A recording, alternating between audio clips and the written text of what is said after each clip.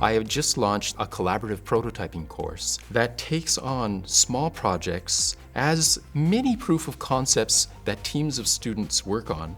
Now, those projects are supported by the Emerging Media Lab, so it's in collaboration with the EML. I think it focused more on like the collaborative side that theater has. Students were put into groups and were assigned a project to work with. It might be a little bit daunting to think about working in a team most of the time of probably people you don't know, but I think that's also one of the reasons why you should do it as well. Everybody was willing to share the wealth and the ways that they learned. You could all kind of share resources and knowledge with each other.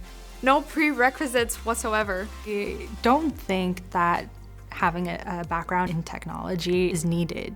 If you can adapt and if you're open-minded to new concepts, then you will have absolutely no problem. Because there's so many other things that you bring to the table that's going to benefit the team as well.